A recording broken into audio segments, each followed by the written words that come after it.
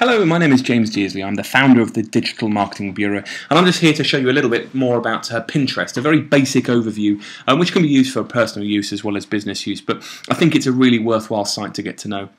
As essentially it's like an online pinboard for you to sort of put your specific interests all onto individual boards. So here I've got my sort of business orientated boards where I'm pinning all of my photos, videos, or interesting websites. I've also got my beekeeping or my gardening ones, which are individual passions, all the way through to we're planning a trip this year to Canada, and we got this Toronto boards, very specific. The more specific, the better, for restaurants or activities for children. So Pinterest essentially is growing exponentially simply because it's a very good way of handling all the data out there, all the information, all your favourite photos and videos onto specific categories of interest to you. And all you can do, you just log on to Pinterest.com, which is up here, and then what you can start to do is you can just start creating boards. So in this instance, you could write in here, for example, let's just say this is going to be, well, Canada trip. So what you can do is you can have a complete and utter board dedicated to Canada, enter in your description, and you can sort out a category for it as well. And if you want to keep it a secret board, so only you and your family or friends, or only you and particular business people can look at it, then you can select it to be secret. So I'm not going to set it up necessarily, but you can see all these boards here, and if you just click into this one, for example, you can see that these are the articles online which I've posted or I've pinned. And so what I'm going to do is I'm just going to show you now how you do that. Because what you want to do, you can either add it manually if you've got, say, for example, photos on your computer. So let's just say you want to add a photo, you can select files in this way to add it manually like that. Or alternatively, what you can do is if you go to this site up here, about.pinterest.com/goodies, what it gives you is it gives you this install button. And by pressing the install now button, it pops up this dialog box. Now this is specific to Chrome, but on Safari what you do, you just drag this bottom up to the bookmark tool. It's very, very easy. Similar actually to if you're using Windows Explorer, but on Chrome you just click Add Now, and then what happens once you've done that is this tiny little button just up here pops up, and that is the best button to go for and a good way. Alternatively, go to your Chrome web store and you get an option here to add to Chrome if you wanted it that way.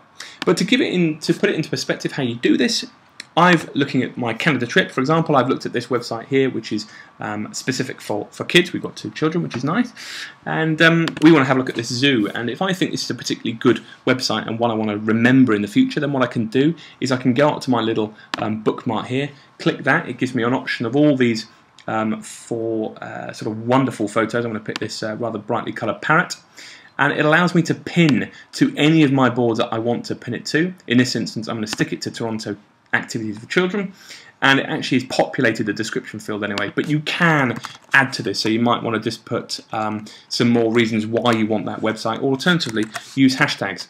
You can use hashtags in Pinterest, and then you can click pin it, and what it will then do, it will show you that it's been pinned, and there you go, all done. Now that is a way of you manually pinning. You can alternatively search for the whole of Pinterest. So in this instance I'm going to do a hashtag search, which is the reason to use hashtags.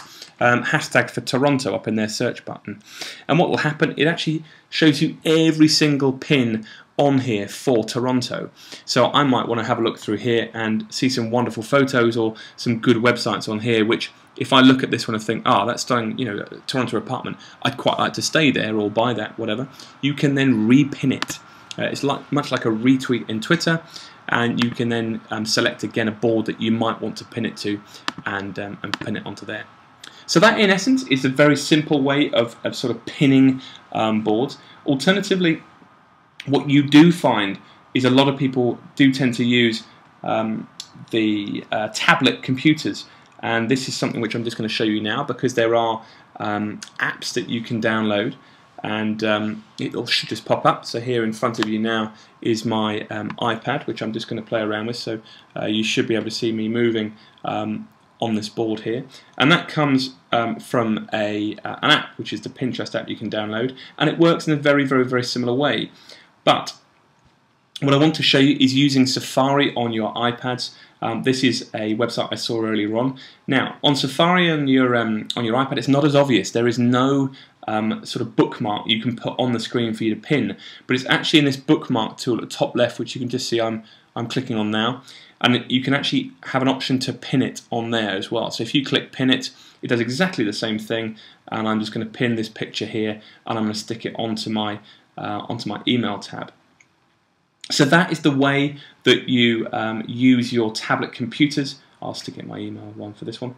How you use your tablet computer. So I'll stop my AirPlay.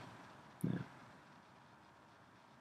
Okay, so what I'm now just going to show you very, very quickly is I'm just going to finish off with one last little thing, which is actually you can start to look at the analytics of your pins as well. So this is a new feature within Pinterest, something which is always of use if you're more of a business orientated person. So you've got here the option for analytics. Now, we don't use Pinterest an awful lot, I have to say. It is growing within our organisation, but for now this is why our analytics aren't particularly great. But you've got in here everything from site metrics, so you can see how many pins you've got, how many pinners, how many repins you're having, all the way down to impressions, so how many people are actually looking your booklets, so your pinlets.